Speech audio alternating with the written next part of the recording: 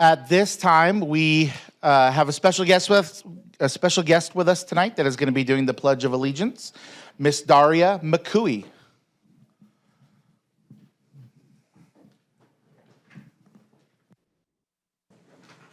Hello.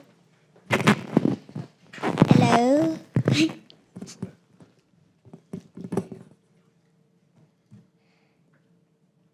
I pledge allegiance to the flag of the United States of America and to the republic for which it stands, one nation, under God, indivisible, with liberty and justice for all.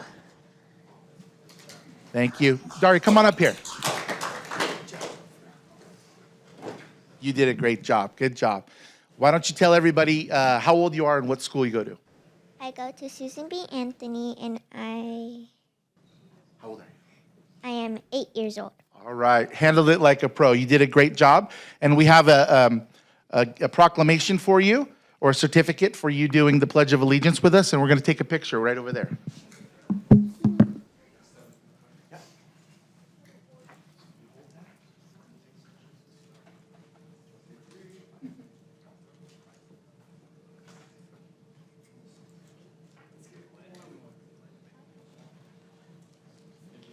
Mom, Dad, you guys want to take a picture, or you got one?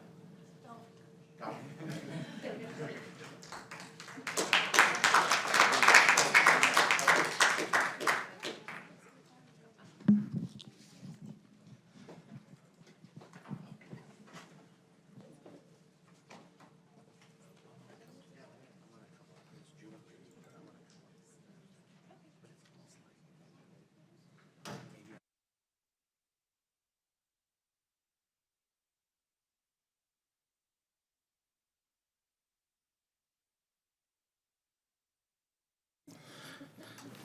All right, we certainly love having guests come and do the Pledge of Allegiance for us, and having to write down names phonetically so that I don't misspell them or missay them.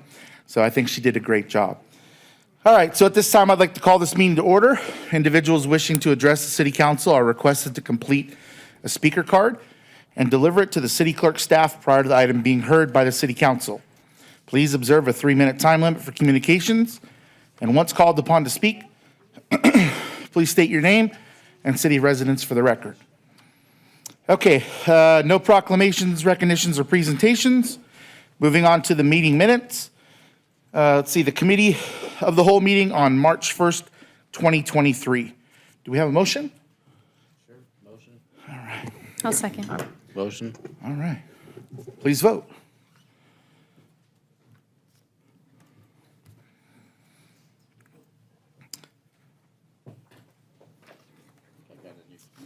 All right, that item passes 5-0.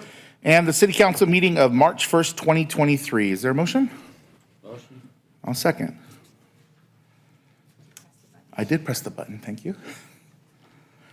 All right, please vote. All right, that item passes 5-0. Ms. Edwards, are there any speaker cards from the public for the meeting minutes? Mayor, we do not have any speaker cards. All right, perfect. I guess I should have done both of those at the same time. All right, moving on to the consent calendar. All items listed on the consent calendar are considered to be routine matters, status reports, or documents covering previous City Council action. The items listed on the consent calendar may be enacted in one motion with the concurrence of the City Council. A council member or any person in attendance may request that an item be removed for further consideration. Do my colleagues have any items that they'd like to pull? 17. Jackie? Tom? None. Okay. I don't have any either. So that leaves items 5, 6, 7, 8, 9, 10, 11, 12, 13, 14, 15, 16, 18, 19, 20, 21, 22, and 23. And I will move. Mayor, sorry, we do have speaker cards for the consent calendar. We have 3 speaker cards for agenda item 17, which has been pulled, and we have 1 speaker card for agenda item 22. Okay. Mayor, I already pushed the button for a motion. And I already All right, seconded. so, sorry about that. I do apologize, Ms. Edwards. I got so excited that we were going to move through that. All of the items except for items 17 and 22. And has there been a motion? Motion again? And I'll second. Second. Okay, please vote. Okay, those items pass. Moving on to item 17. I'll go with Councilmember Steiner first, and then we'll go to the cards from the public. Mr. Mayor, I have to recuse myself. I have a conflict with one of the folks involved in this project. Got it. Thank you. you. We'll see you on the next meeting of, Thank you. Yeah, thank you, Mayor. Yeah, I wanted to pull this item because it's significant, and it's something that a group of residents have been working on for years, really. I want to single out Dale Plong, who's in the audience tonight. Dale's worked his tail off, I want to say 8 or 9 years now, on the proposed development on the Mountain View Golf Course. It's been a challenge, to say the least. And when I came on board about 5 years ago now, when I started joining you in those meetings, Dale, because of you and your great work and communicating and compromising, you took what was not a very appealing project and helped turn it into something that's probably as good as you'll ever get. But it also donates 25 acres of that golf course to the city to be maintained as open space. And anytime the city can maintain open space, especially with the strict government regulations, state regulations, is an absolute miracle. And I want to give you the credit for making that happen. I also wanted to thank City Attorney Derleth. For the last 11 months, we've been negotiating with the property owners and, coming to a compromise. And it wasn't as easy as you would think. But the end result, if the project gets built, is going to be wonderful. But I want to thank the other side as well for participating in these meetings, being willing to compromise, and getting us to this point where very likely we are going to have 25 more acres of park space in District 4. So that's it. thank you, sir. And if for the speaker cards, if they want to come on down, one at a time.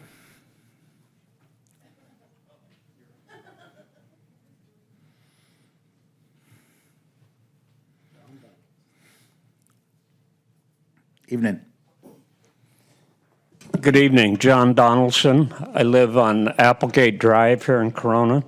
And I just want to say that I am 1,000% in support of where we are in this process.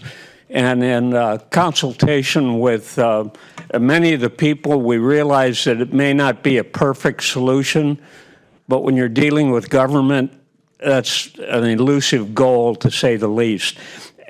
With regard to Councilman Steiner, he's been with us on this process from the very beginning, going back 5 years, standing on the street corner holding up placards together to advance the awareness of this issue in the community and to help us with the outreach, and certainly to spearhead it in the governmental areas and the things that needed to be done to get this approval to where it is. Certainly other members of the city council have been involved in this. Wes Speak, to be specific, came to several of our meetings and been very supportive. And I know Jim and Wes would have had more trouble dealing with this if they hadn't had support of the full council, so that's greatly appreciated also. And with regard to our city attorney, I've been in a meeting room with 5 attorneys one time, and electric shock is much easier to deal with. So appreciate the effort that the city's attorney put into this, also trying to navigate all the challenges. Now, I can say quite a few words about Dale. Some of them are unprintable, but we will go with the printable ones. Without Dale's participation, this wouldn't have happened. He drove the citizens. He got meetings with all of you, I'm sure, over time, and has really been involved in it. One of the stories that I think council members and maybe staff can relate to too, I talked to Dale today, and we decided someplace between 5 and 10 phone calls a day at the height of this process, and all on the same topic with 5 or 10 different people. So I know from what you all do that the worst thing that can happen is your phone ring 5 times a day on the same topic. So imagine that for 4 years. And that's sort of where Dale was with this thing and stuck to it. So again, we all appreciate Dale, and he'll have some additional words to say about this. Thank you. Thank you.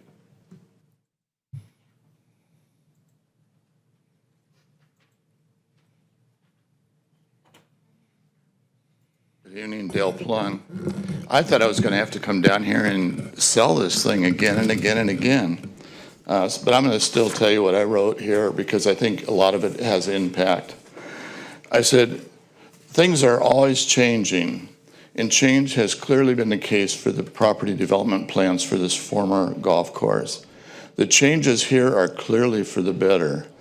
As you're all aware, the community was against this project, 96% against this project. But as stated, there have been many changes over the last 7 years.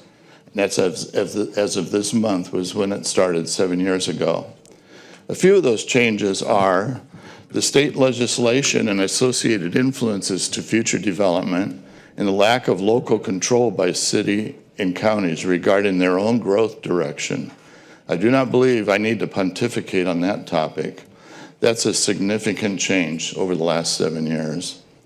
Change has also occurred in the working relationship between the community, Oxbow, and the landowners. It's been a great positive change. We're still making change, trying to add stop signs, et cetera, et cetera. There was a reduction of 132 homes, which equated to 30% reduction in the number of homes from 441. Now it's 309. Initially, the development would have had 1,550 residents to our small community of 2,600 people. Approval of initial plans would have increased the population in our community by 60%. With the successful negotiations with the developer and the landowner and the help of you guys on this issue, we reduced the population addition by 60%. It's only going to increase the population growth in our community by 23% versus 60%. A huge change is the potential for the 25-acre open space in the city of Corona. This was not part of any plan initially. How can that be seen as anything but a huge positive change in the win for the community? The community's residents' views have also changed over the last 7 years. They were all against it initially, but with the issues of dirt and dust, rodents and animals, the homeless issues that we're all subject to, trash issues, the fire issues, and security issues. With all those changes that have occurred, now 80+% of the community supports this development. I sincerely felt that the current plans are assuredly the best possible outcome for the Coronita area residents. I don't think we left 1 ounce on the table. I think it's gotten to where it's the best it's going to be. This is as close to a win-win outcome as possible. To take no action could have a huge negative effect to the community in the long run. And I want to thank all you for your involvement. Thanks, Dale.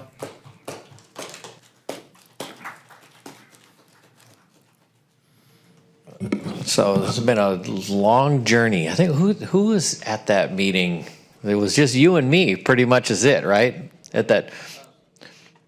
Who else was that? I don't think anybody else. Maybe Mr. Moody was there. I think that was about it. Was possibly the three of us at this really strange meeting some Wednesday morning, back when they had infrastructure meeting, and there was this odd item about a deed restriction, and you know the outcome of it, and it seemed kind of like a preordained thing that, well, it's not really worth anything. We can't really do anything. Who really knows if it's, you know, blah, blah, blah. I saw this item and called my friend Molly that lives on Applegate. She got a whole bunch of people down there, and the developers looking around like, what happened here? Because it was supposed to be kind of an insider game.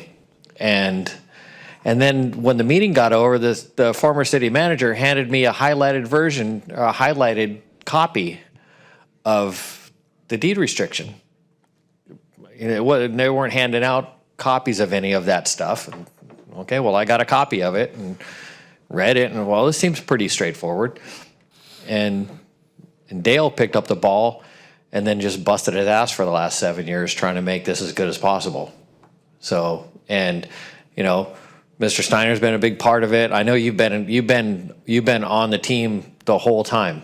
So, you know, and you came out and said what you wanted to do, and you kept busting your ass until it happened. Like, you worked with everybody else, and Dale was working with the community and trying to make this as good as possible. And I think, you know, one of my hats is as minor league economist. You're always sort of looking for that efficiency point, you know, where the two curves come together. And I really think that this is the place, you know, where you get as good a deal as you can, because you don't know where. We've had much discussion in this room about the changing tides of the housing game in the state, and what kind of stuff could pop up next week or next year. And, you know, well, none of us are happy about, you know, everything changing, but if it can change less and out of it we get a new open space, you know, that's going to stay there, you know, then this is as good a deal as it's going to get. And you know, I really want to take my hat off. I mean, it's just, the guy's worked tirelessly. Dale has worked tirelessly. This is a legacy right here. This is something this dude has really, I mean, he basically helped create the MVCA and drove this thing, you know, put the brakes on it back when, and gave everybody time to work an agreement, because that train was moving at a reasonable pace down the tracks, and I don't think it would have come out anywhere near as good as this. So thank you very much. Thank you. Evening. Good evening, Don Fuller. I'm a resident here. I have spoken before on the subject of participatory democracy, and this is a perfect example of that. To all of those people who don't show up, to all of those people who think that it doesn't matter, that they're just going to maybe cruise on through the evening, I would submit to you the examples of Dale, and I would also submit to you the example of Joe Morgan and other people who participate. They make the town better by their presence. They make the town better by showing up and voicing their positions and staying with it and digging in and doing it. And we should all be thankful for them. The four of you up there and Mr. Speak also make the town better by your presence. You ran for office and you won your elections, and you're there, and I appreciate that. And people like Dale and Joe and others make this town better by their presence. So to all of those who say, well, I'm just not going to go, it doesn't make any difference, I don't have to be there, nobody will ever listen to me, then I hold up the example of the people who do show up and do make their voices heard. And this town is better because of people like that. So we should all remember Dale back there, and I will tell you that Dale and I do not agree on everything. And I will tell you that Joe and I don't agree on everything. And I don't agree on everything with all of you up there. But I'm glad you're all here. And if I don't agree with everybody, that probably makes me the odd one out. But I just want to express a little appreciation for the people who do show up and do make their positions known and follow through and do it. And Dale is one of those persons. I just want to give him a pat on the back. Thank you for your time. Thank you. Ms. Edwards, is there any more cards for this item? Mayor, yes, I have one more speaker card.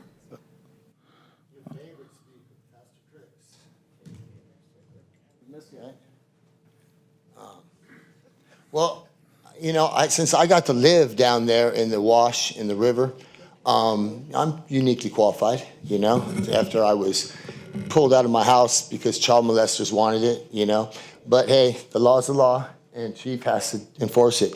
Although you guys were all kind of accomplices in my crime, because I told you that I was living at the house again, that I had the restraining order in, but they came and put the dogs on me, man, about 7 seconds after they handcuffed me. And I bled for like 3 months. But anyway, you guys are doing a good thing. I want to commend you. Tony, it's good to see you up there in the main seat, man, you know. Good job. I'm proud of you, you know. And anyway, I'm going to be working with the police. I've broken the restraining order, but I've got a court agreement, let's say. And so I'm going to be working with the cops. I'm working with Painter, and I'll be working with him. We're going to stop some child molesters, man, you know, in the future, and do some great things, man. Check me out on Cannabis for Christ, YouTube, you know, Pastor Chris, his through death experience, because the sheriff's actually killed me. You guys just attempted, but I can't die, it seems. So I'm one of those witnesses, and we're going to get together at the Cannabis for Christ World Science Festival. Well, it's World of Science, Harvest Crusade of Truth, Firefall Festival, okay? We're going to do this either in LA or Vegas, but maybe right here, man, part of it, you know? And so I'm going to bless you guys. I forgive you guys for everything you've done, and I give you amnesty, man, you know, on most of it, but I do need about 24,000 in the next couple weeks. We're going to be doing 240 million against Riverside. That is the county, and city attorney, I might need you on my side. I'm going to give you guys an extra minute. God bless. All right, thank you. Ms. Edwards, is there any more speakers on this item? Mayor, I do not have any more speaker cards. Jim, would you like the honors? I would like to move for approval. All right, I'll second.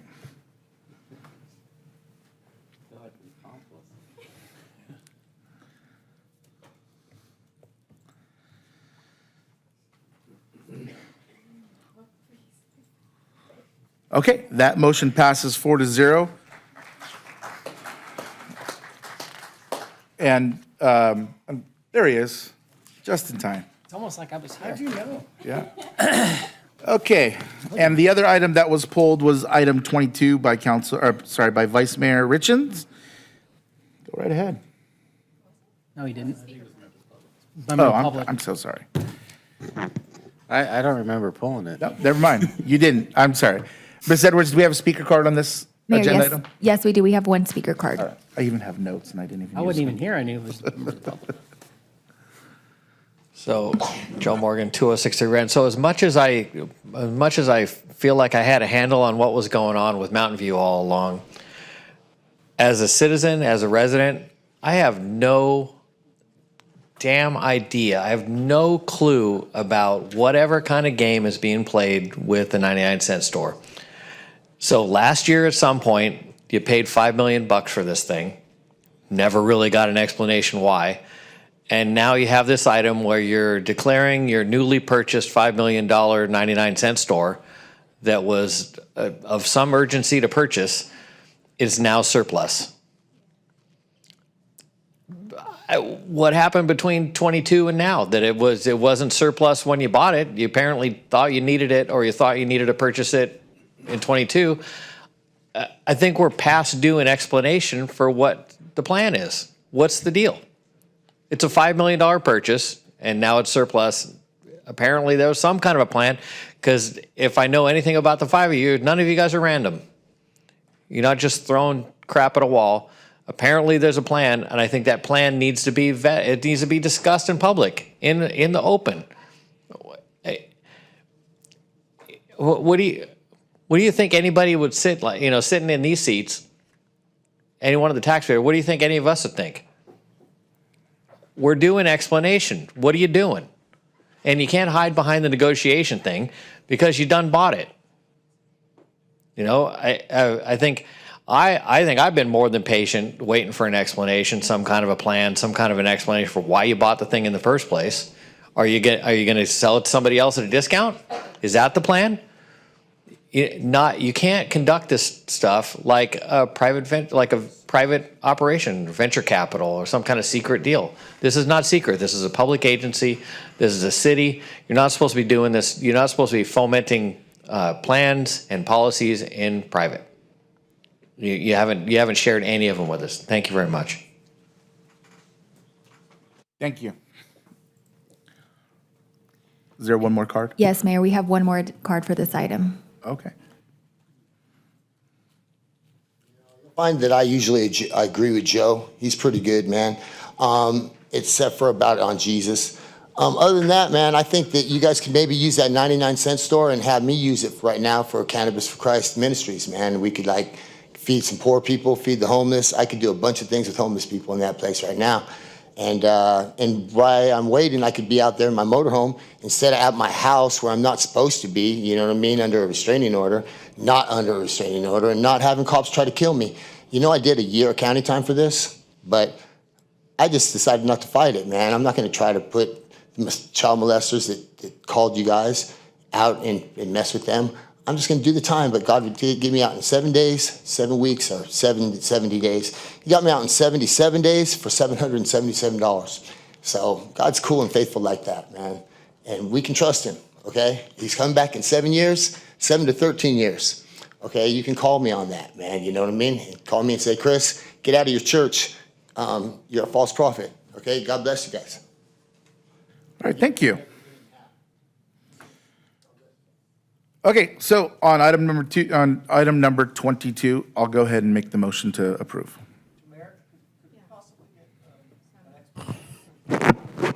Okay. Sure. Just to explain what this item is about. So the process of declaring surplus is simply a legal requirement of the Surplus Lands Act. This parcel is anticipated to be redeveloped as part of our South Mall redevelopment. There's no specific plans in place in terms of what exactly that redevelopment looks like, but it will be consistent with what we heard from the community in terms of our vision for the downtown revitalization as encapsulated in our downtown revitalization plan. So this is that first step in redeveloping that property along with the others in the area. I anticipate those uses will be consistent with something like a retail, dining, entertainment use. Thank you. So I made the motion. If we get a second, I'll second. let's Oh, vote. wait, Jim already pushed the button already.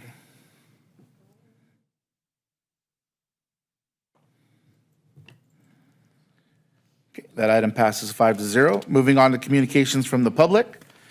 This portion of the agenda is intended for general public comment on items within the council's jurisdiction that are not listed elsewhere on the agenda. Please note that state law prohibits the city council from discussing or taking action on these items. Please observe a 3-minute time limit for comments, and once called upon to speak, please state your name and city of residence for the record. Ms. Edwards, are there any speaker cards? Mayor, yes, we have 8 speaker cards for communication from the public, and we also have written comments from a resident that would like to remain anonymous. Okay, we'll do the reading of those comments at the end. Okay. Thank you. Come on up.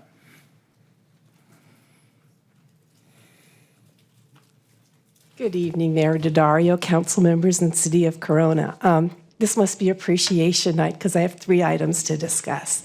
The first one, I was up in Redlands on Saturday running an errand and just happened to park next to a fire engine. And I'm going to show that. City of Corona, battalion chief.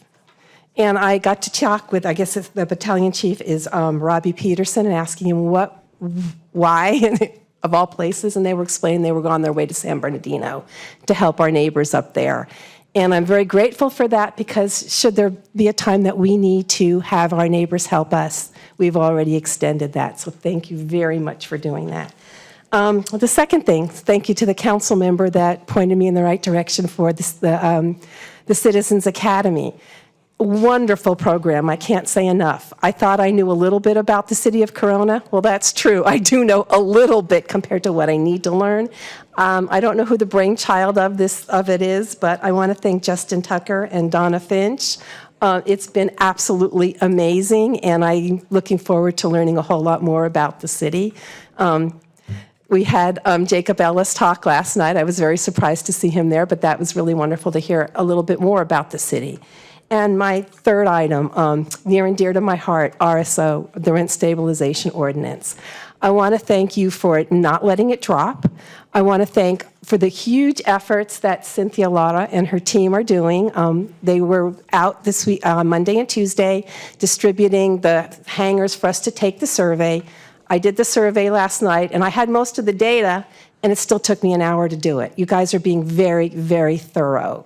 And I do hope that when you see the data, that it will help you in making the correct decision so that we can do the right thing for the city. But so that people don't think that you just forgot about it, that's just totally not the case. And I really, really want to appreciate all your efforts and all of her efforts and her team for helping it. So thank you so much. I just really want to appreciate the city that I live in. I came from Orange County and thought Corona was a small little hick town, and now I'm part of it. And I just love the fact that it really is a small town, a huge small town where neighbors really matter. So thank you all. Thank you, thank you. Jim, wasn't the Citizens Academy, wasn't that your driving, weren't you the driving force behind that?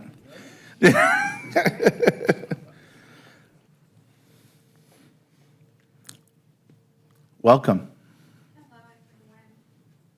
My name is Lydia from Corona La Linda, and I'm luckily representing, 4 parks of Corona La Linda mobile home parks so far.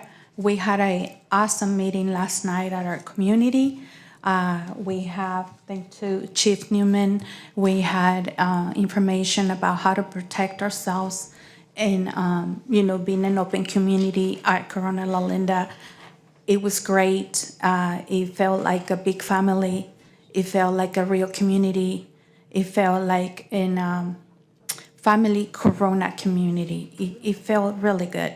I'm very grateful, and from the bottom of my heart, I want to tell you guys, thank you so much. Thank you so much. I get emotional because 7 years ago, we didn't have this at all. And, there's so many people out there that are homeless and seniors and single parents and fixed income people. And it's just wonderful to see that you guys are serious about this and that you guys are really looking to assist the needy, the poor, the low income, the fixed income, the disabled. I'm really grateful, and we all are, and I think I can speak for most of us. It was wonderful to see Ms. Lara, like Maddie said, they were distributing those surveys. I already turned it in.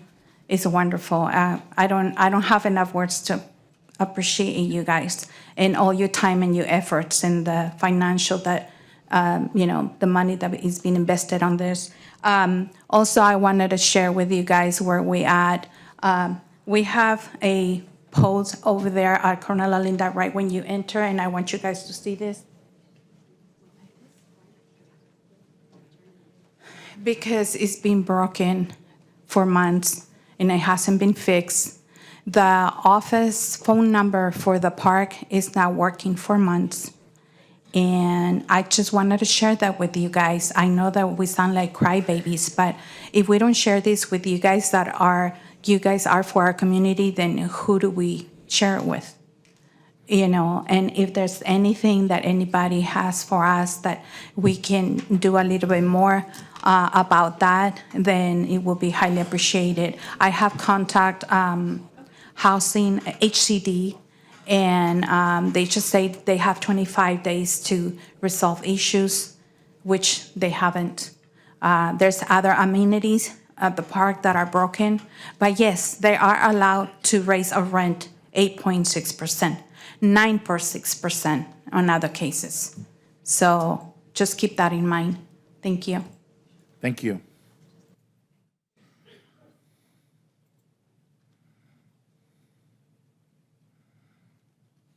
Good evening. Good evening, Aaron Hoffman, Countrywood Estates, Space 56.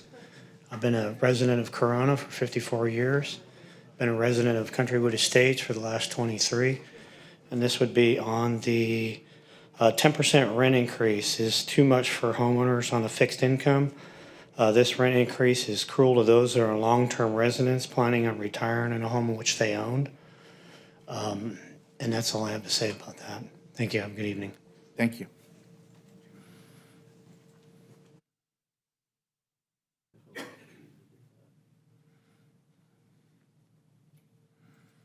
Good evening. Good evening. My name is Frank Cornejo. I'm also from Countrywood Estates. I'm here to talk about the rent stabilization as well.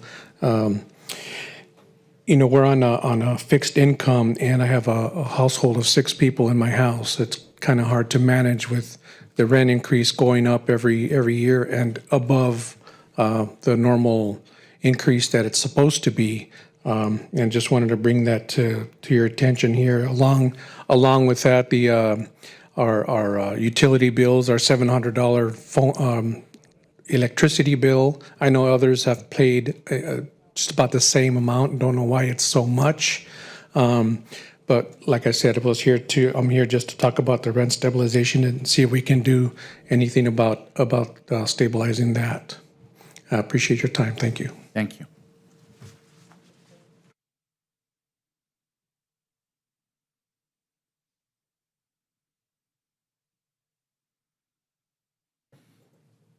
Good evening.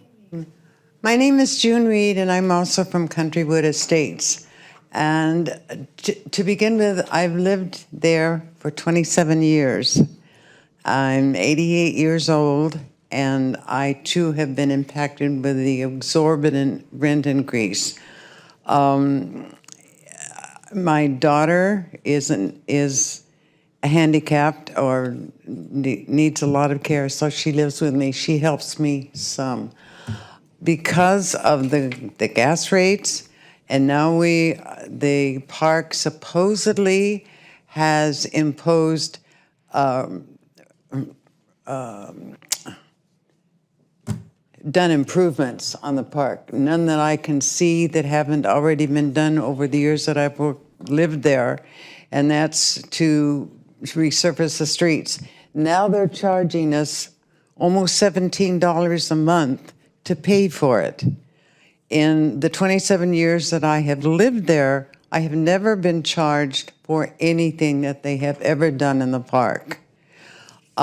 It breaks my heart not to see more people here, and I think it's because they're not aware that there are people out there that are willing to help us. The other day, survey flyers were delivered to our park and put in the mailbox. However, our manager and her maintenance man went around and took them out. So consequently, and we learned this at the meeting last night, and there was actually people who actually saw them doing this, so it isn't a supposition on our part. Somebody actually saw them do this. To me, I think that's against the law. There's other things that go on in this park that I really think that should be investigated. I could be in trouble for saying this, but as I said before, I've lived there many, many years, and I've seen a lot of things going on that shouldn't be. Because of the increase of the rent and so forth, I've even had to turn off my cable. I have to borrow. I live on a fixed income, and my rent statement is approximately $250 more than my Social Security check, which means I have had to sell things. I've had to pawn things just in order to pay my rent. And I am a firm believer that there are other people in the park that are hurting just as badly as I. But because they're not aware or afraid, because I'll have to admit, I'm afraid that someone isn't sitting out there and running back to the manager and saying, oh, you know what? because there's repercussions when you do things like this. And it scares me. You talk about people my age being depressed. It's borderline of being depressed because, as I said before, I'm 88 years old and I've got nowhere to go. I literally have nowhere to go except the street. I thank you for your time. What park are you in? Countrywood Estates. Okay, thank you. Mr. Ellis, really quick, do we know when the close date on that survey is? The 26th, March 26th. March 26th it is. Okay. I'll tell you what, how about, I would hate to think that's absolutely true, that somebody took the flyers out of the mailbox and a resident was not able to participate in that survey. So, Ms. Lahr, do we have any more of those flyers? If we do, the reason I ask is if we do, I don't mind personally going out and delivering them. And I would welcome them to come and take them from me. Well, there's witnesses on Okay. both parts. Well, I don't want anyone to not be able to have the opportunity to, so I'm happy to go out and deliver them myself. Ms. Lahr can speak to this as well. Okay. Oh, okay. So I heard about the retrieval of the flyers that we put out on Monday.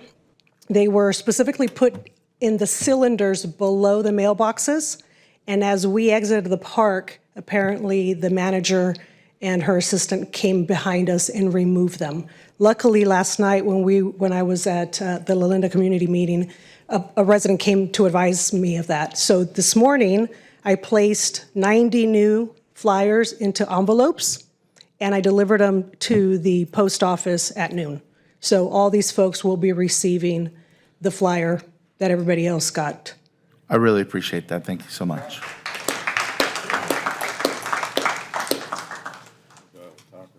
Hello, Steve Husner, Corona La Linda, Space 123. I just didn't really know what I was going to say. Just thank you for getting more involved. Cynthia, Laura, and the police department last night was powerful.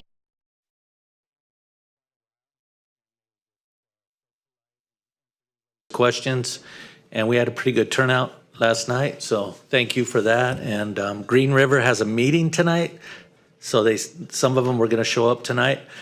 But God is good, because I see other parks getting involved, because people get scared to talk because of harassment and stuff. And so I'm wondering if they get harassed, is there anything they could do?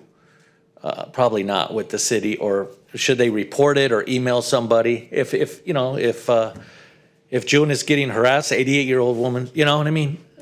Is there something they could do for that? I don't know if who we could reach out to about that. But anyway, I just wanted to thank you for last night, for the survey, Cynthia, Laura, for getting so involved.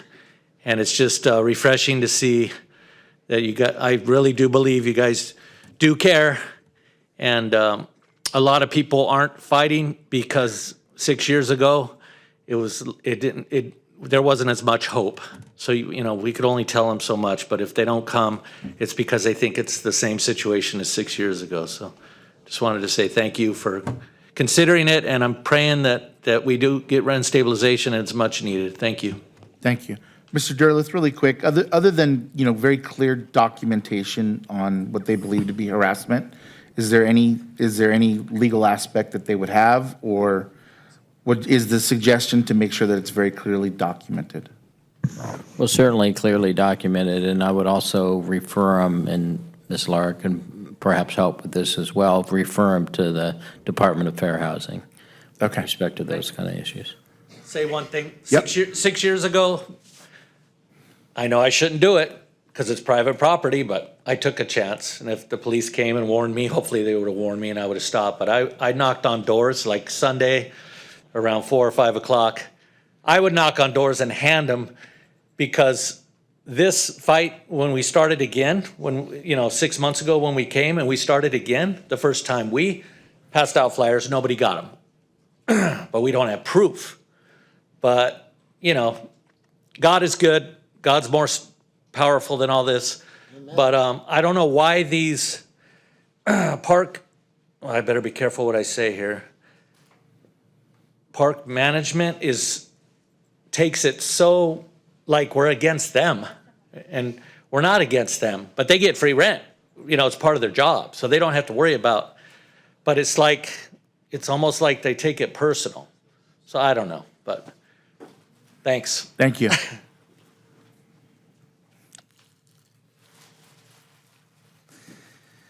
Welcome again. You run a good meeting.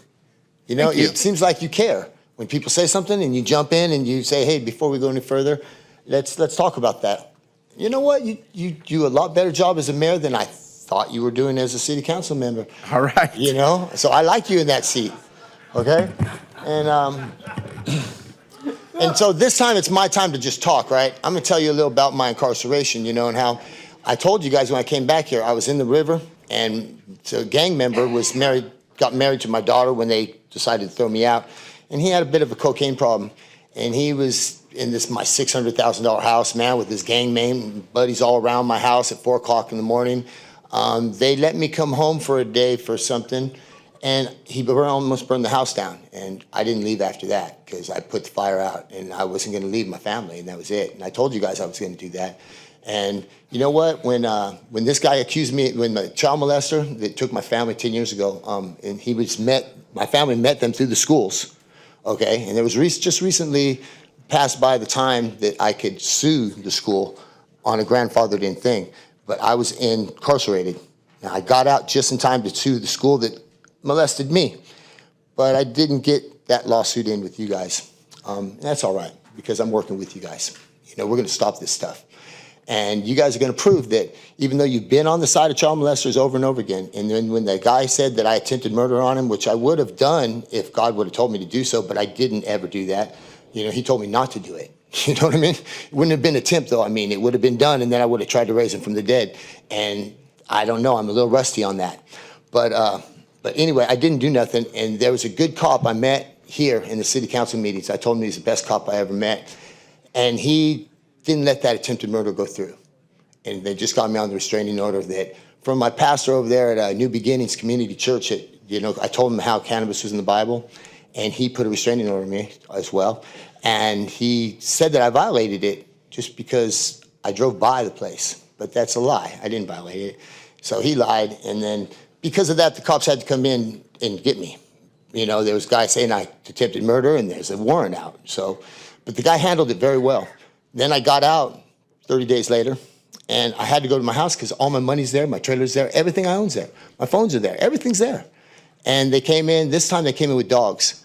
And they freaking tackled me down. They didn't ask me to come out, you know, like last time. And I didn't come out and put my hands behind my back. They came in and they tackled me. They didn't tell me nothing, who they were with, nothing. I just opened the door, they tackled me. Then they set the dogs on me that ate me after I was handcuffed. And again, man, I've never had such pain. Being eaten alive really, really hurts. I feel sorry for them old ladies and children that happens to, man. But I'm a man, I can take it. And I can't die. So anyway, God bless you guys. And I look forward to working with you guys. Again, $24,000 will help me get things moving, and that building would be really help. God bless you guys. Okay, thank you. And the help of your city attorney. Okay, God bless.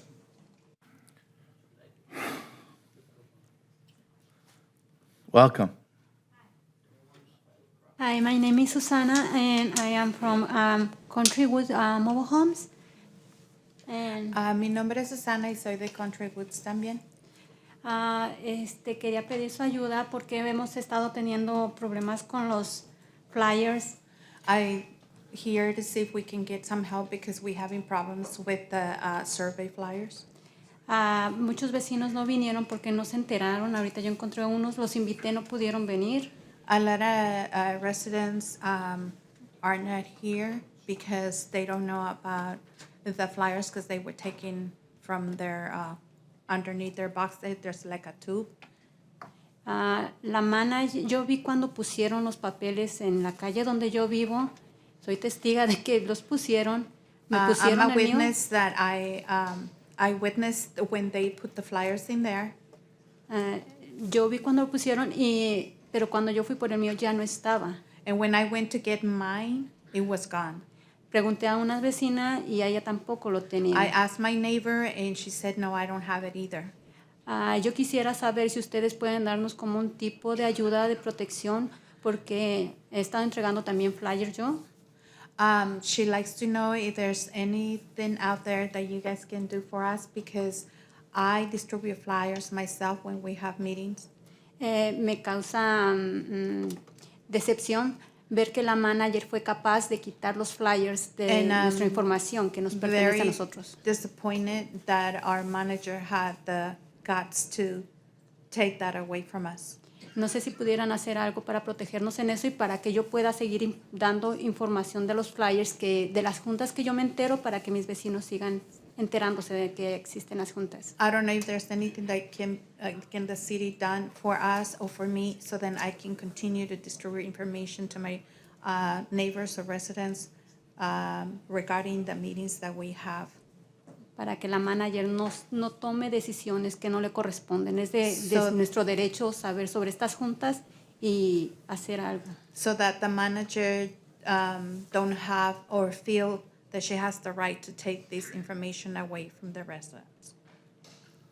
So if you could let her know, that's what Ms. Lara just addressed, that she put all of the flyers for all of the residents in the mail, so they should probably receive those in a couple of days.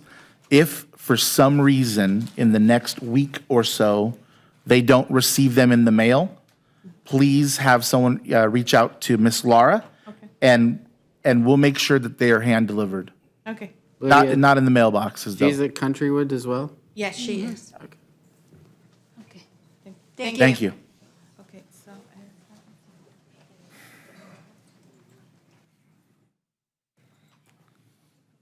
Welcome. Welcome, and thank you for allowing me to speak, and I want to thank you for distributing those flyers to Green River Village. For years, we've had problems of retaliation, which the new manager seems to work a little better with us, but the residents are fearful for retaliation, so they're having a hard time believing in our government system, believing in what can be done for them, that they're not being scalped to death with higher rates. We've got beautiful solar panels above our parking spaces that's collecting a lot of energy, and it could be saving a lot of money. But yet, even myself, my fuel bill was $236, and all this, and the rent increase over $100 some a month, besides all the other increases. But yet your Social Security doesn't go up as quick as all this other, I call the domino effect. When one gets away with it, they all want it. So anyway, I want to thank all your board members for your efforts in trying to get this rent stabilization. And I gotta admit that I had to go look up the California organization corruption laws. I didn't know it was on the books. I'm trying to, why didn't it pass in the past? But our board members were not as educated as you folks. So I want to thank you for following through, and I've got to stand alone because the people are afraid to speak up at Green River. Thank you. Thank you for coming. Welcome.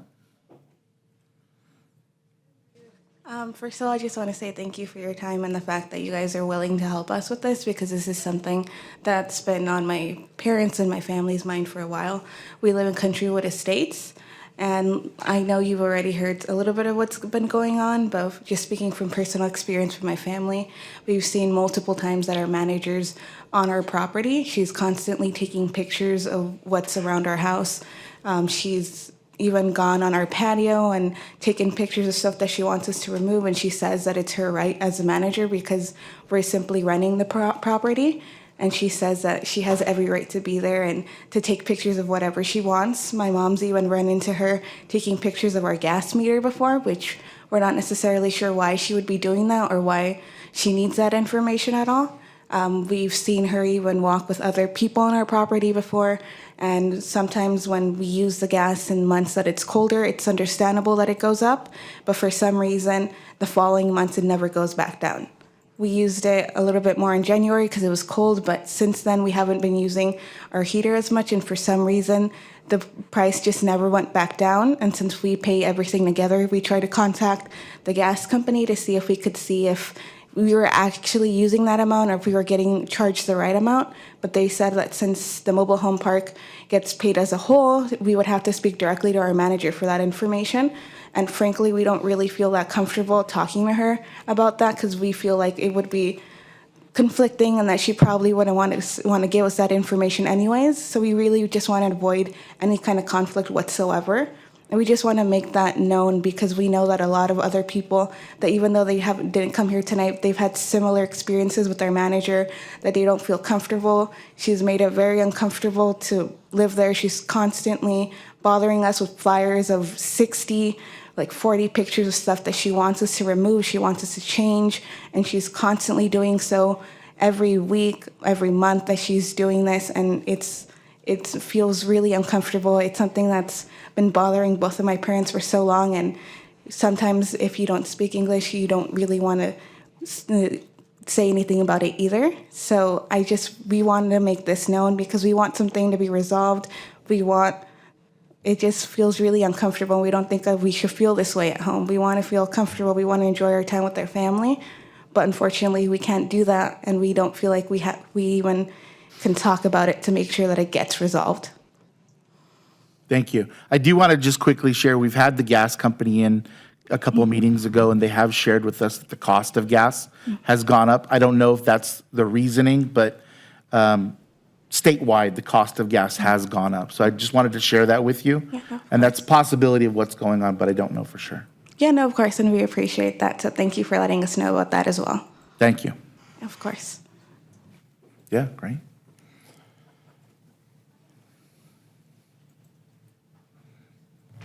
It's really great to see, it's Joe Morgan, 2063 Ren. It's great to see people kind of coming out of the shadows, coming out from, from being afraid to come and speak about what's going on. I mean, the mobile home park residents in California are kind of in a little legislative hole. They don't have the same protections as everybody else. It's the special interests, as much as I hate using that term, have kind of run amok when it comes to them and they bought off a lot of favors in Sacramento, and there's not that much that a city can do, but there are things that you can do. And, and on that note, nothing makes me happier than knowing that Ms. Lara is on this case. Because I don't think there's a person in the city that I have more faith in than Miss Lara. I've worked with her, dealt with her for years, and she's been nothing but a straight shooter, and she's a fighter. And just that bit about them swiping the flyers, well, yeah, there she goes. There she goes. That's who she is. So, it's really good news. So, I don't. I was here through that whole thing with the old council, and I don't really want to throw a bunch of rocks at the old council. It's a different dynamic. What I've seen here is that things have changed. I think the power balance, I think Mr. Steiner and I have talked about this, the balance has shifted back towards council setting the policy and the staff is carrying out the policy.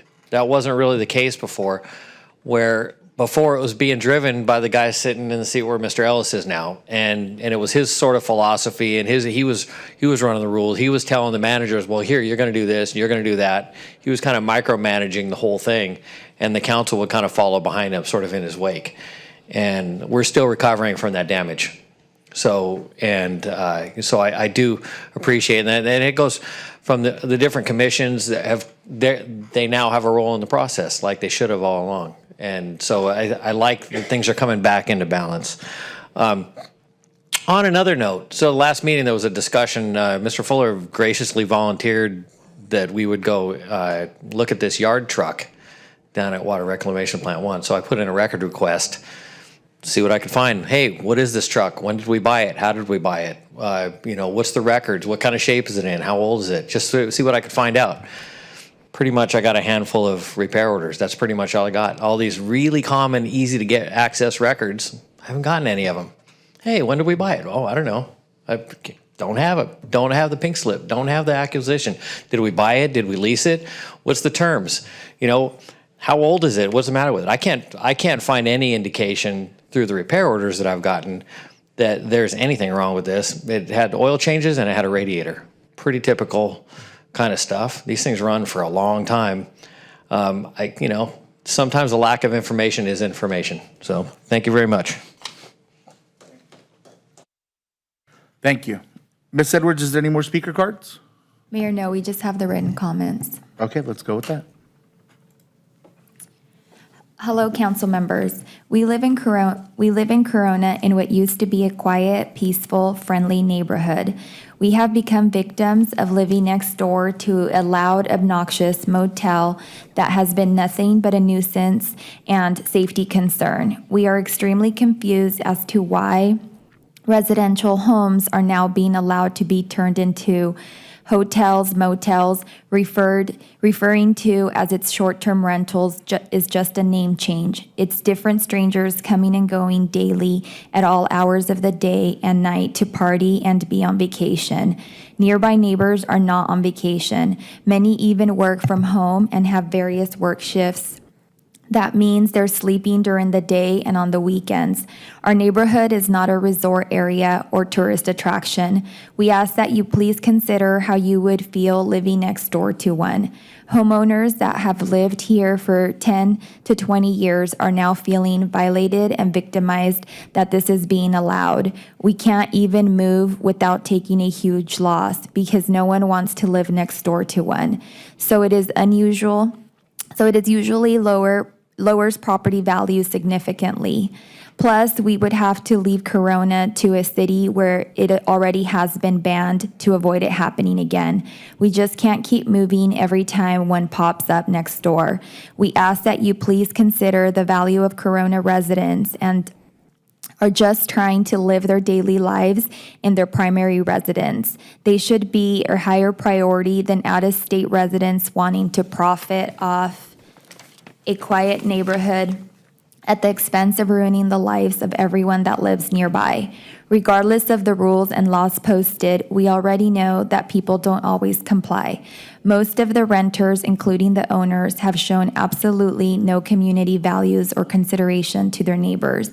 Many have gotten louder and more obnoxious after the police or city employees left because they are upset about the complaints made against them. The owners have actually become a bit frightened when they are in town by aggressively knocking and yelling at neighbors' doors to complain that they are upset about the complaints made against them and their renters. This has now become a hostile and scary environment. Many neighbors are uncomfortable with the entire situation. If a ton of complaints aren't coming in, it doesn't mean things are okay. Some people are understandably afraid to complain and are worried about retaliation. Others don't even know who to complain to. The owners were reported as operating an illegal motel and not having a license and permit, and instead of being shut down, fined, or punished, they were rewarded with a city business license and a city permit. And those are the 3 minutes, Mayor. The rest of the comments, it is 3 pages, will be part of the minutes, and they'll also be distributed to the full council. Okay, thank you very much. Okay, moving on to public hearings. Item number 24, the public hearing and election for annexation number 34 into Community Facilities District number 2016-3, Maintenance Services. Does any council member want a staff report on this item? Okay, seeing none. The public hearing is now open. Ms. Edwards, do you have proof of publication and mailing of the notice of the public hearing? Mayor, yes, I do. Ms. Edwards, have any written protests been received? No, I have not received any written protest. Ms. Edwards, are there any registered voters within the area to be annexed to the CFD, and if so, how many? There are no registered voters. Ms. Edwards, have the owners of all taxable property proposed to be annexed to the CFD agree to hold a special election on March 15th, 2023? Yes, they have. Ms. Edwards, do you agree to hold the special election on March 15th, 2023? Yes, they do. Ms. Edwards, are there any speaker cards from the public? Mayor, I do not have any speaker cards. The public hearing is now closed. Do we have a motion on this item? So moved. Okay.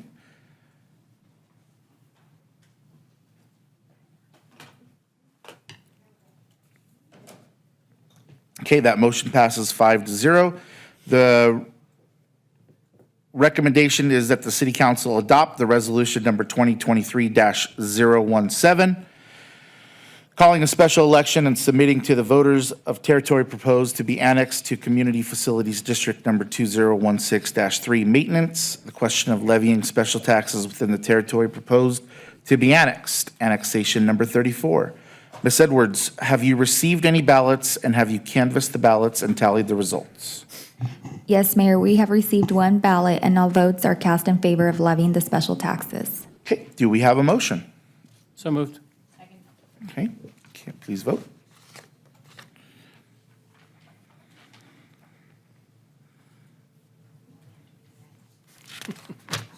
I like to be thorough.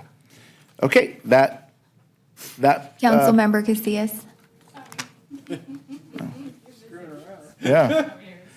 Okay, that passes. That the recommendation is that the recommendation is of resolution number 2023-018.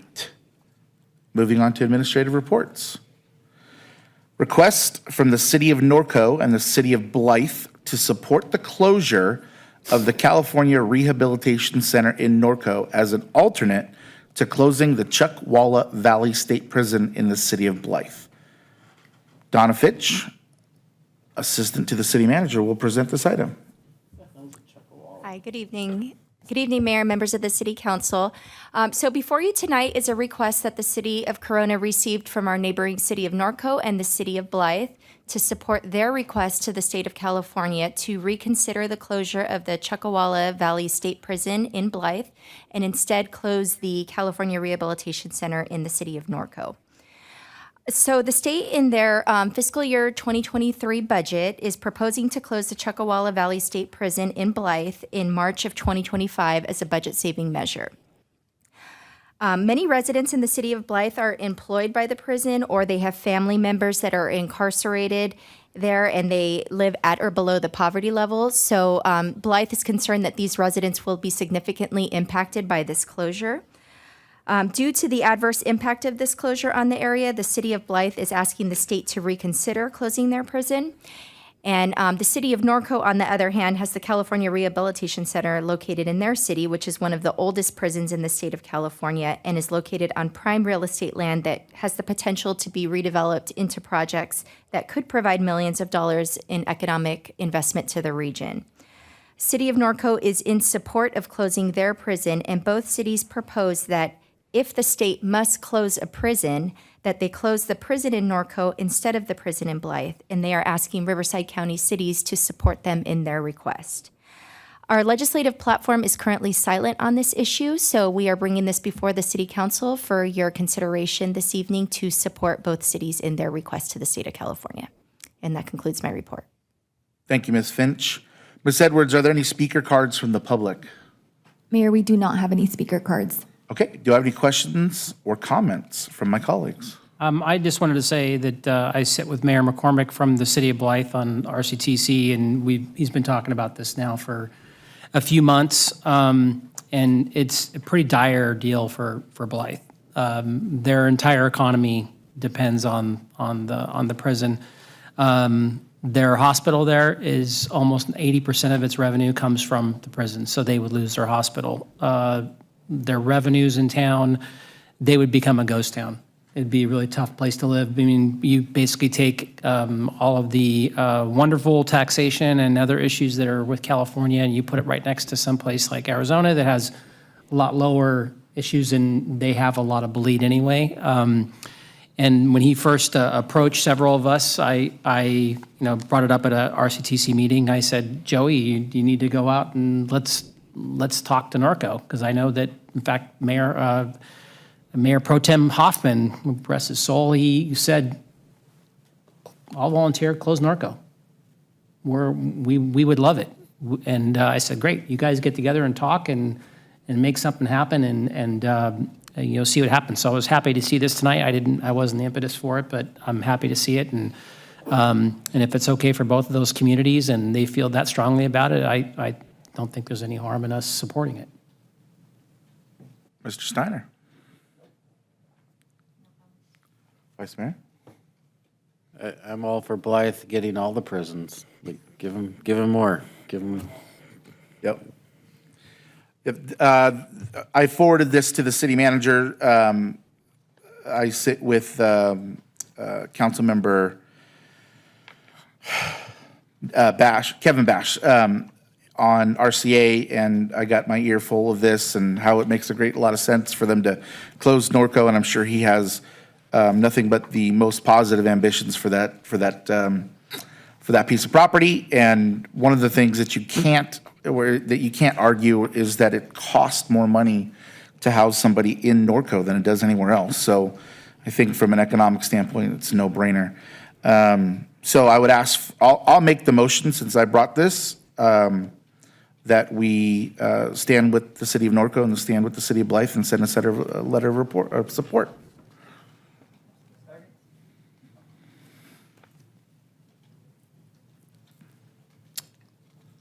Okay, please vote. That item passes 5-0. Okay, moving on to legislative matters, the ordinance amending ordinance numbers 3245, 3273, and 3292 to update the prima facie speed limits on certain street segments in the city of Corona. Does any council member want a staff report? Okay. Ms. Edwards, are there any speaker cards from the public? Mayor, I do not have any speaker cards. Okay, do I have any questions or comments from my colleagues? Okay, Ms. Urano, you are off the hook. Do we have a motion? I'll motion and push the button. Yeah. I'll second it.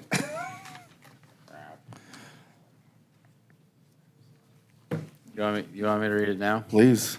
All right, here we go.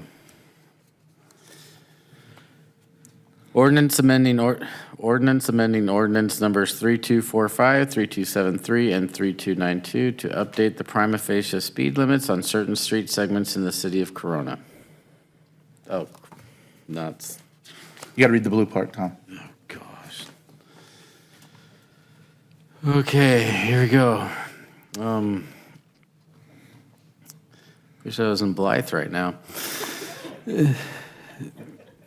Introduced by title only and waive full reading of ordinance number 3366, an ordinance of the city of Corona, California, amending ordinance number 3245, 3273, and 3292. Am I doing the right one? Yeah. Okay. You're great. To update the prima facie speed limits on certain street segments in the city of Corona. Please. Please vote.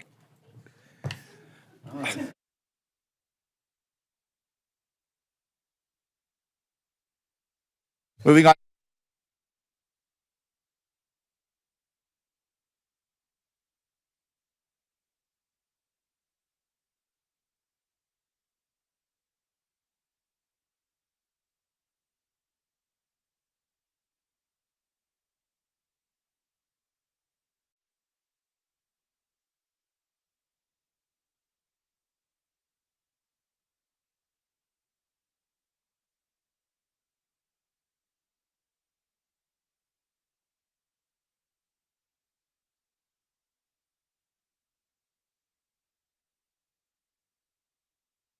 Riverside Council of Governments, WRCOG meeting of March 6, 2023. I told myself I wouldn't laugh before I had a report out, and it just happened again, and it wasn't time. But all right, here we go. So we had a WRCOG meeting, and most everything was just like routine business, but I did want to talk about one thing in the sausage making process that I think is just important for us to recognize here. So we had a conversation about allocating a TUMF reimbursement request prior to the exhaustion of the TUMF credits. So WRCOG manages this program that any new development has to pay into to kind of like mitigate the impacts that it has on a community. And then once that development is fully complete, it can get a reimbursement of the money that they paid in. And it's a fraction of what they pay in. So we remember that the bridge down here in Cajalco, it was essentially a P3 partnership with the city and the developers. And it was essentially conditioned. Like, we needed this bridge, this infrastructure before any development happened down there. And that was unique. It was a very unique proposal, unique partnership. Nothing like that had been done in the state of California, and I don't think there's been any replication since then. And what we hear a lot is, before you build any new homes, build the infrastructure. So here we have an example of the city and a developer working in a creative way to build infrastructure ahead of this development. So normally what happens is the developer will exhaust all of their building, will get everything done before then they can apply to get some time. I can't even look at you guys, before they can get some of this credit back. And you guys are making this really difficult. So here we have a developer who said, hey, listen, because times are the way times are, we're asking for a fraction of these things to get reimbursed before we're fully done. It's going to take a long time before the rest of it is done. Can we have a discussion about this? And it was just an innovative and, more than anything, a policy question, and it came before us as a commission. The commission talked about it, kicked it over to the committee, the Admin and Finance Committee, which is a smaller body than the entire commission board. Excuse me. And at that Admin and Finance Committee, I fought really hard. And I said, hey, listen, this could be a way for us to have more infrastructure built before housing gets built. And what we want to do is incentivize things like this from a policy perspective. My colleagues were kind enough to say, we have faith and respect enough for you and for this request to go and take it through the process, but we want a rule, we don't want an exception. So it went back to a committee of all city managers, and it resoundingly failed there. Then it went back to a technical advisory committee full of public works directors, and Mr. Kampu fought diligently there, and it also failed there. And then it went back to the original committee, and my colleagues just said, hey, listen, if our managers and our public works directors, everyone is saying, this exception to the rule is a bad idea, then we take them for their word. So ultimately, it was denied. And, it's lamentable, and I have respect for the democratic process, and therefore, respected where the committees landed and voted with the body, because I have respect for the process. But I do wonder if this disincentivizes future infrastructure investments in this way. Because, listen, developers are in it to make money, but we would never have been able to get that bridge had we not had that partnership with that developer. So, I mention it, I bring it up as a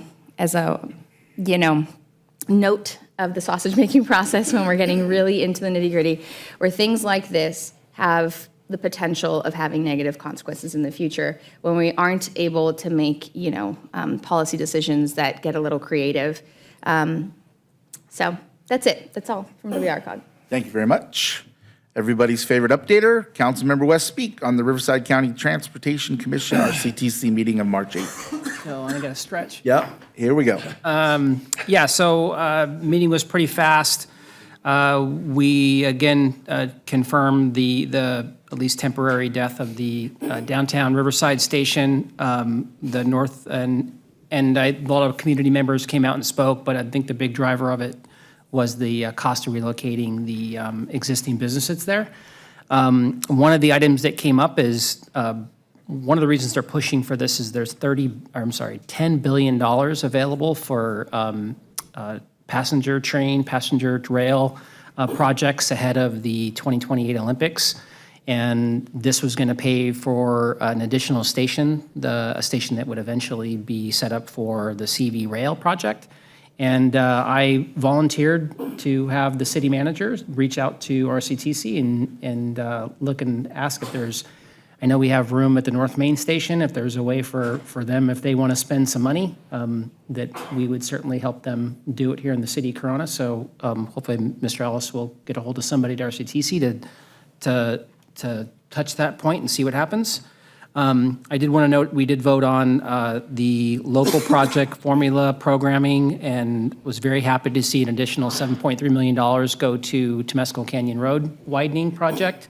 Continues to talk to Mark Lancaster, the director over at Riverside County Transportation Department, and he's very hopeful. They're pushing forward. They're hoping to have a date here pretty soon to share with folks. And then lastly, we talked about additional polling, and one of the last items at the end of the meeting, they give an opportunity for commissioners to speak, and I wanted to talk about the impacts that the citizens of Corona have had to endure since 2015, or 2014, I'm sorry, when we first started the 91 project. And because we're going to be talking about revising our traffic relief plan, looking at the projects we programmed over the last 4 years and reprioritizing them because of state law changes, because of things that most of the state's doing, but also our funding. And there is a reason behind this. I know that staff was really liking to push for an additional tax increase to pay for a lot of these things. They're going to be doing some polling over the next few months, but I wanted to hammer the point home to my fellow commissioners that RCTC made a promise to the citizens of Corona to finish their project. And I want to hold them to that. And I want to really talk about, that I hear other commissioners talk about the 91 project and how it was a Corona project, the 15 project is a Corona project. And I noted that, yes, $2.2 billion have been spent, pretty much in the area of Corona. But I also polled data from RCTC saying that we have the citizens of Corona and the citizens of the county have paid over $200 million in tolls. After expenses, the RCTC's made about $100 million to pay back loans and that's all after expenses. And when we reprioritize this, our list of projects, we really need to make sure we fund those projects to finish and look at those bottlenecks. I got some smiles, I got some frowns, but I'm not going to let it go, and I'll continue to speak on it. And that was it. Thanks. Thank you. I have an update from the Western Riverside County Regional Conservation Authority, a meeting of March 6th. A couple updates. We purchased a piece of property off of Nichols Road in Lake Elsinore, just south of the outlets.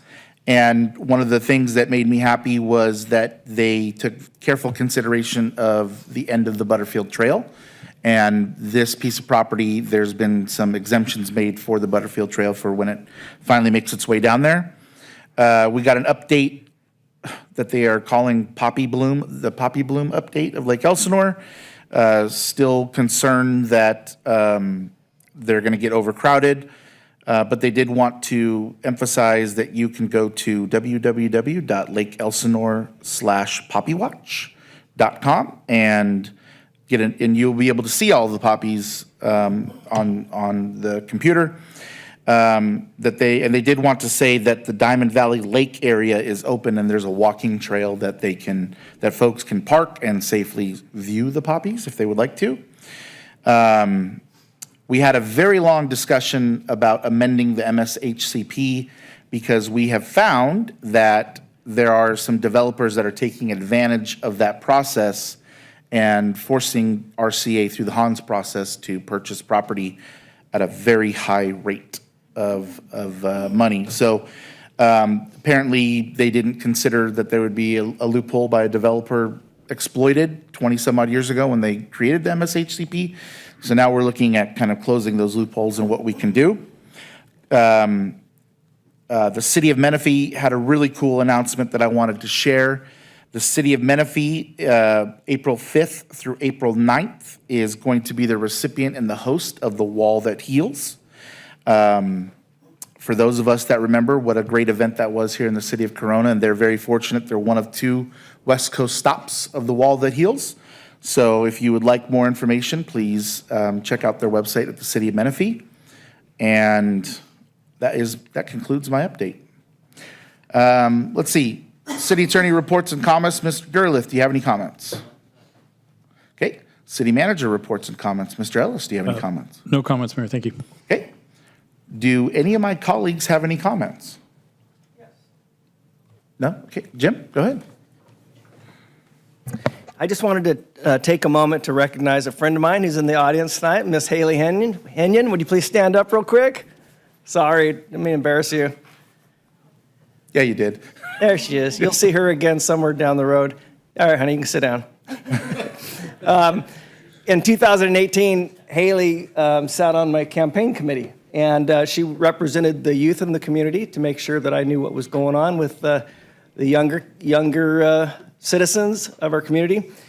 She walked canvassed neighborhoods with me. She knocked on doors. She helped set up town hall meetings. She helped set up fundraisers. She was the admin for my social media accounts that I didn't know how to use. And then at the time she wanted to be president. Yeah, at the time she wanted to be president. So yeah, I got it kind of figured out. Instagram anyway. At the time, she was looking to become president of the United States, and I was fully confident that she would probably get there. And then she entered San Diego State, and as a poli-sci major, and 4 years later, she's now a senior, and she's working on her senior project. So we're working together on that, and she's been tasked with this semester attending or viewing every city council meeting, every planning commission meeting, every Parks and Rec commission meeting. Within 1 week, providing an update to me about what she learned, what were some of the key takeaways, what were some of the main policy decisions that were made, and whether she agreed with us or not, and if not, why. And then to finish up her project, she's going to write a paper describing the homeless situation in Corona, what policies, decisions we've made, have they worked, not worked, and then what is the state doing about homelessness, and whether she agrees, and why does the state have so many homelessness? So I bring this to you because there's a chance that sometime during this semester she'll be reaching out to my colleagues on the commissions, on council, Ms. Roper, for questions, and plus I'm just really proud of you. So that's it. Thanks for driving in from San Diego today, attending all 3 meetings. I'm sorry, Mrs. Casillas? Yeah. So do we have you to thank for teaching Councilmember Steiner how to use Instagram? Thank you. We won't hold that against you. We won't hold that against you, I promise. We won't hold it against you. No, I just wanted to make one quick comment. I had the pleasure of attending last week's concert by the Corona Symphony Orchestra, and if you have yet to experience a concert by our local symphony orchestra, I highly recommend you do. It's a rich experience, and it's incredible to have these musicians live in our community, and well, some of them don't, but a lot of them do, and to perform in our community and for it to be so accessible.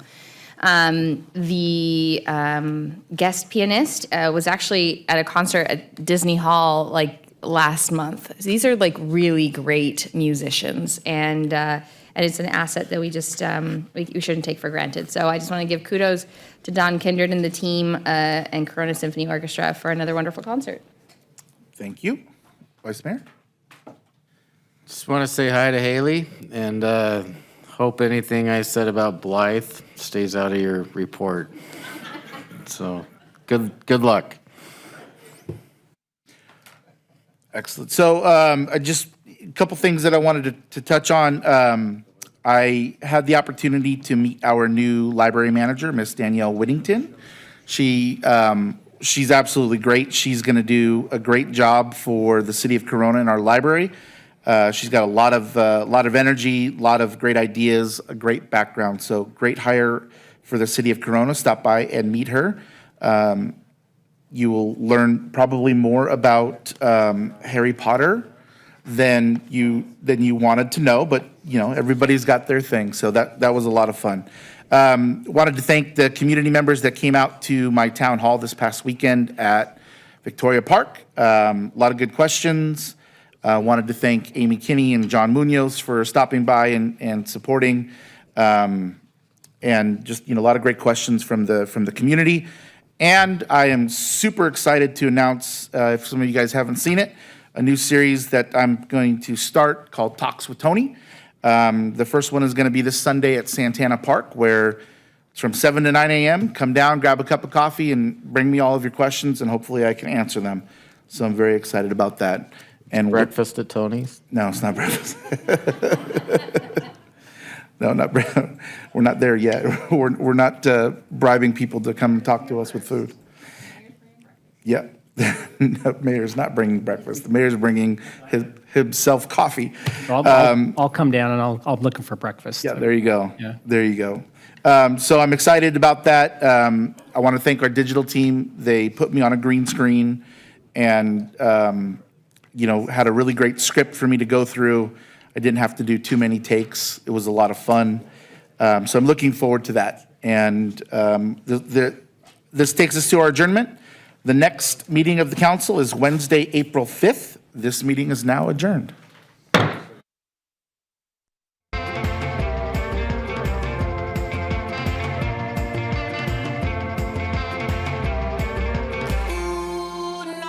Let's slow down the speed.